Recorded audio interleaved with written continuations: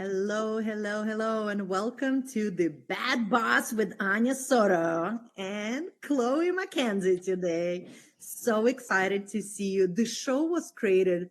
I was just today reading about future proofing your culture, and it is all about talent attraction and talent retention.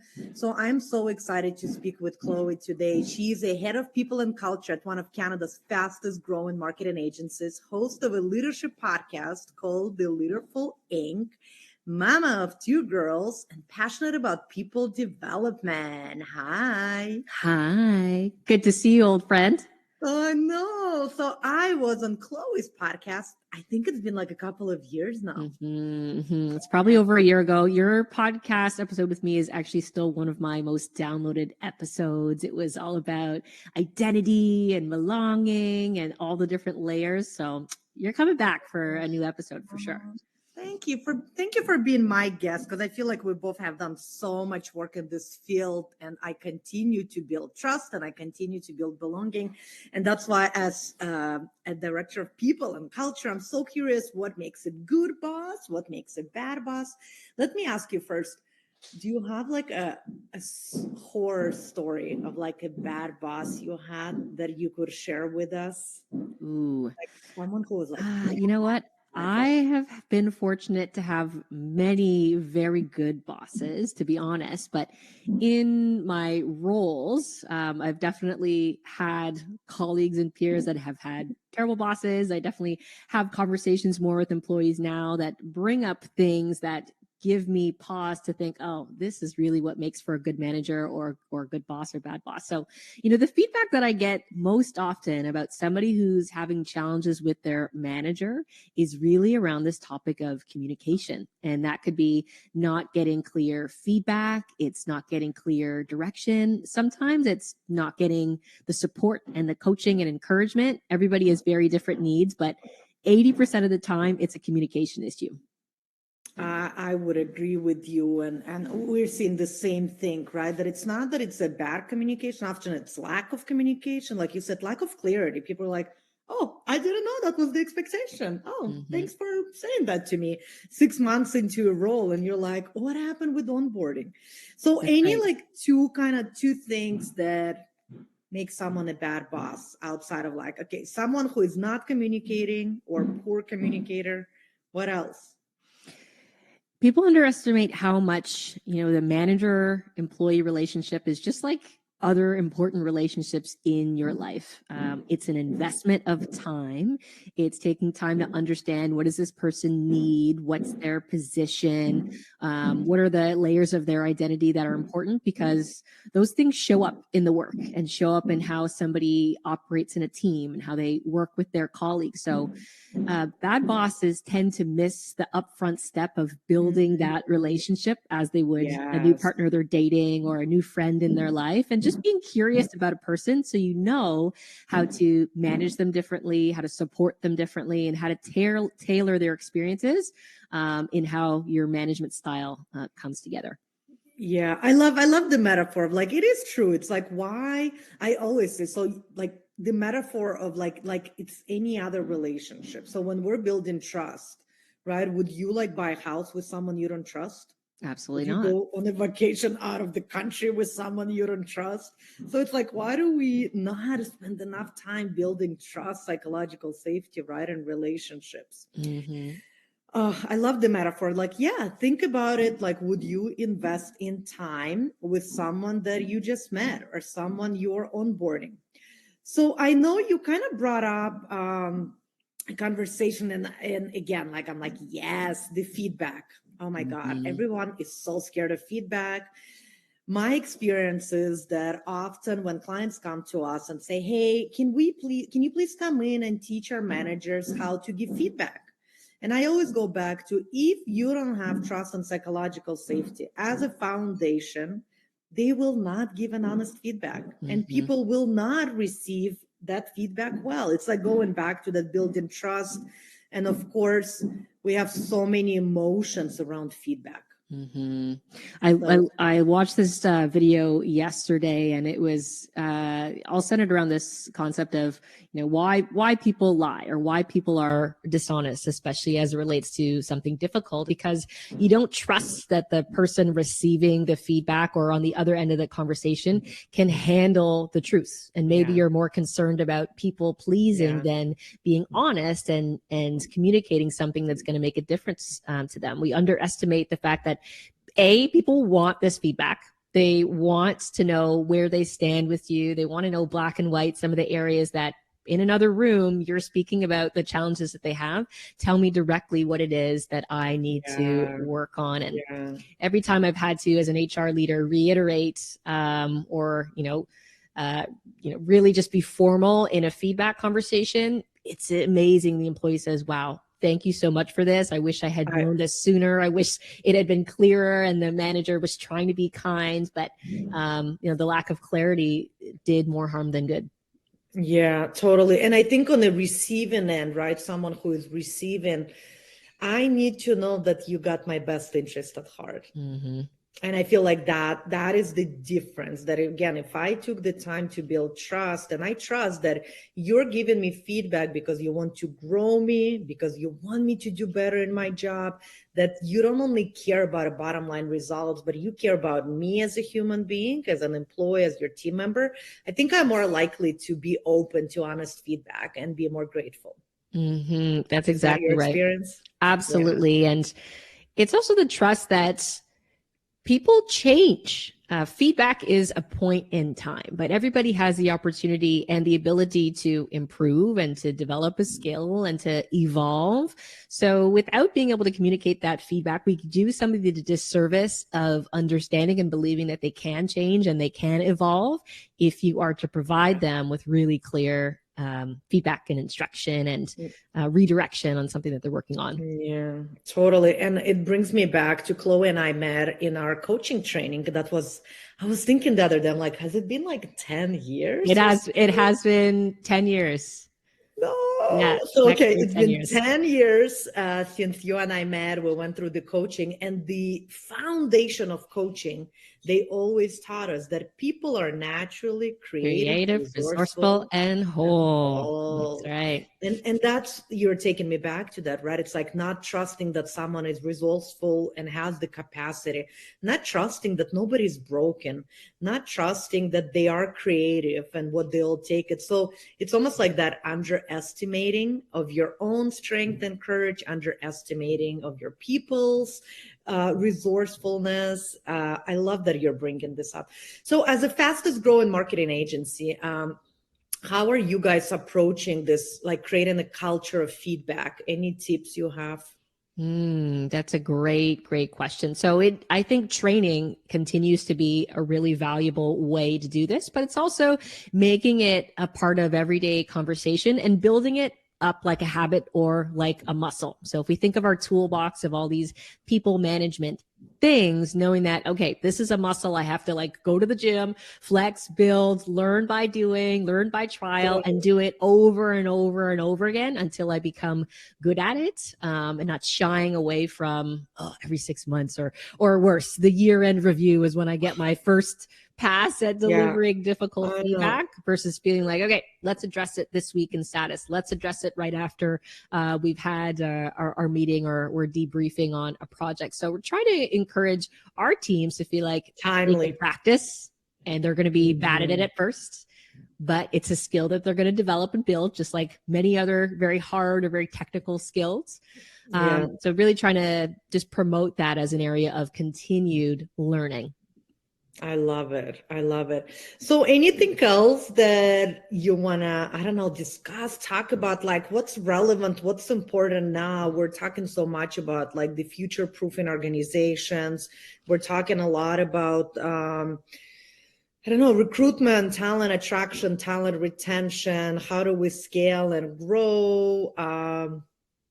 What are your thoughts? Oh, all these big juicy topics that I are part of know. my day to day. I think what's changed a lot in the world of work is how much we bring our life outside of work into the workplace for better or worse, but Yeah.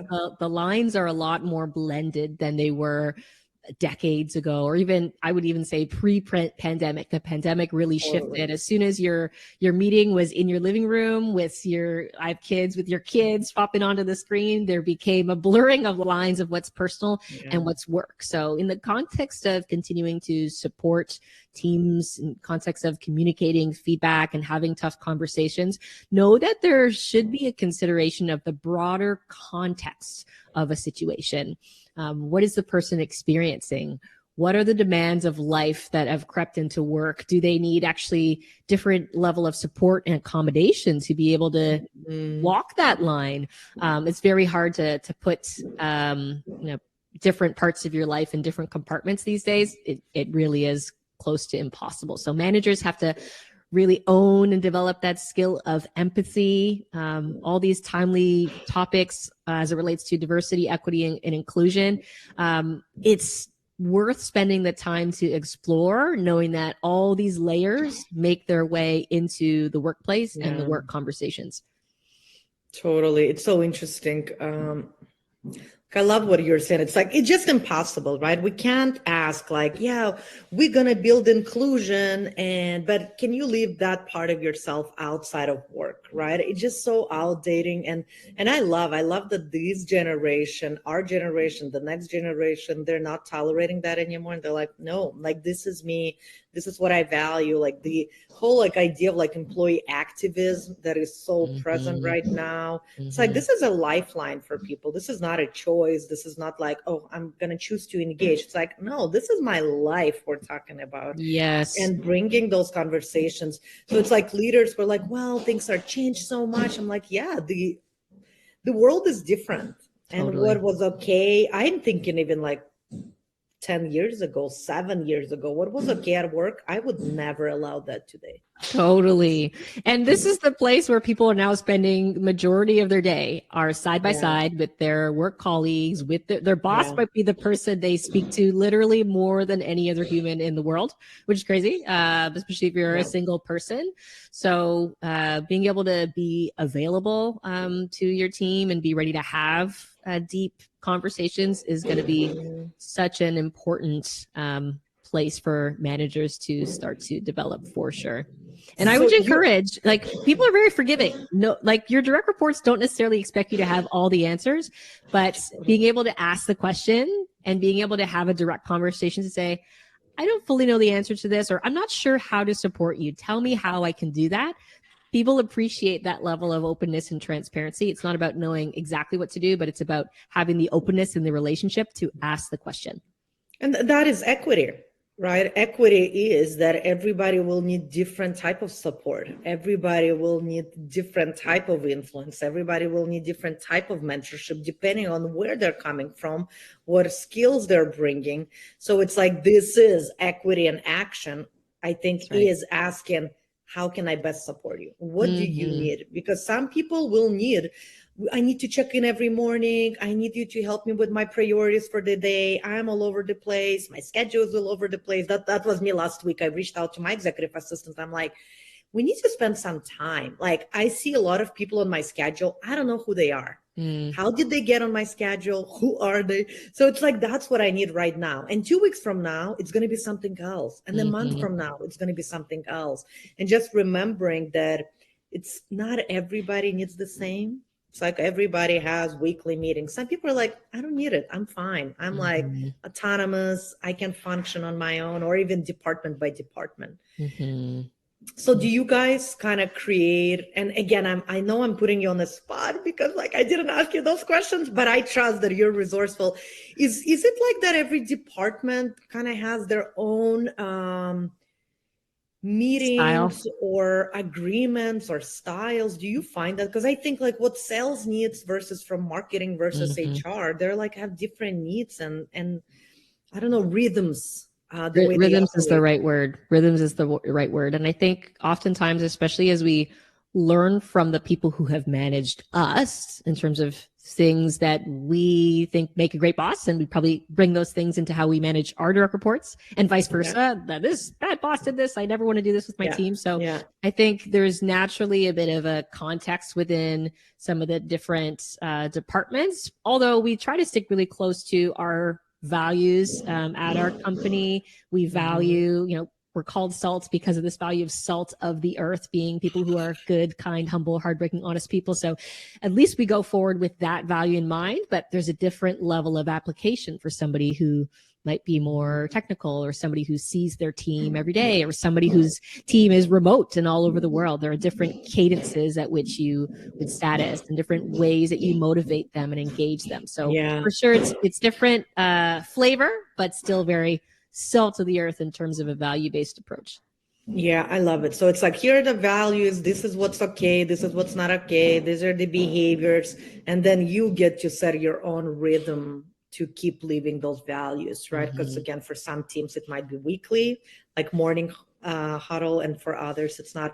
So if someone is listening to us and being like, damn, maybe I haven't been the best boss, how can they become a better boss? What would you give them? Like 2 tips, if you were to give 2 kind of tips to a manager who like, hey, here's how you can completely, or not completely, shift your relationship with people that report to you. What are kind of like top things that you would recommend? And this is even something that I'm working on as my team expands. And in the busyness of work, it can be a bit of a reflex action to make conversations with your direct reports solely focused on work, but taking time to task execution. That's right. Taking the time to be curious about somebody personally. What are they working on in their personal life? What's keeping them excited? What are they looking towards, to do for the summer?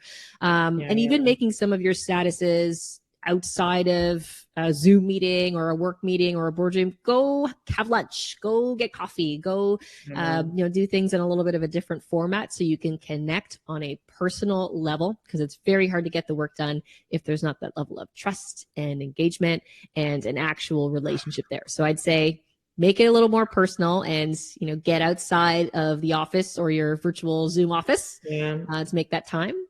And I'd say just be present in the moments that you are with them. I'm guilty of this sometimes, trying to get 8 things done at once, and maybe I'm typing, something when a status is happening. Try to really be focused so you can listen at a different level and hear what somebody is saying. They might be telling you they're frustrated about a project, but if you're really listening, you'd be hearing they're having challenges with their own insecurities, or they're not working well with a different person on their team. You have to really be present to hear those things versus just putting band-aids on a problem and like moving on to like task, execute. So that'd be my I love that. What you're bringing up is almost like the opposite of what we were taught. Like, instead of like, leave your personal at home, you're like, no, personal is the thing. Like, that is the only way to be successful. Like, how cool that we get to work for companies and with companies, right? I'm on the outside. I go into organizations and I am with you. Make it personal. Like, get to know your people. Simon Sinek talks about it all the time. Care, like deeply care about your people. Because here's the thing. If I love you and I care about you, I would do anything for you. But if I don't care about you, I'm going to clock in and out. I'm like, what is the minimum amount of work that I can deliver to not get fired? So it's such a great advice. Like, go have lunch. Think about like, who have I not spent any time with? Because either I made an assumption they didn't want to, or they're too busy. I am too busy. Who do I need? And maybe if we pick one person a week to kind of start building that personal relationship with, I think we're going to be much better bosses than we were last year. Totally. That word, that A word, the assumptions word, is such a good one.